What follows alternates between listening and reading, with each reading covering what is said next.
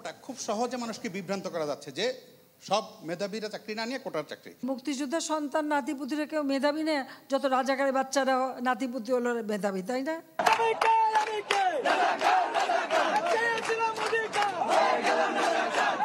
14 জুলাই শেখ হাসিনার এই মন্তব্যের জেরে ক্ষোভে ফেটে পড়েন ছাত্র সমাজ। রাতেই ঢাকা বিশ্ববিদ্যালয়ের বিভিন্ন হল থেকে বের হয় প্রতিবাদ মিছিল। পরদিন সকালে ছাত্রলীগ নেতাদের ডেকে স্পষ্ট নির্দেশনা দেন ওবায়দুল কাদের। কোটা সংস্কার আন্দোলনের নামে তারা আসলে সরকার বিরোধী আন্দোলনই করতে যাচ্ছে। এরপর দুপুরেই ঢাকা বিশ্ববিদ্যালয়ে কোটা আন্দোলনকারীদের ওপর চড়াও হয় ছাত্রলীগ। সবকিছুই মনে রাখা হবে, সবকিছুর জবাব দেওয়া হবে। এরপর রাজাকার খেলার পরিণতি বুঝিয়ে দেয় ছাত্ররা।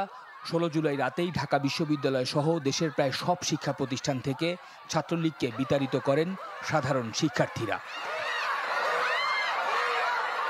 বিভিন্ন হলে গুড়িয়ে দেওয়া হয় ছাত্রলীগ নেতাদের দখল করা কক্ষগুলো। স্বৈরশাসক শেখ হাসিনার রাজাকার ট্যাগের বিরুদ্ধে সেদিন প্রথম স্লোগান তুলেছিল ঢাকা বিশ্ববিদ্যালয়ের জসিমউদ্দিন হলের শিক্ষার্থীরা।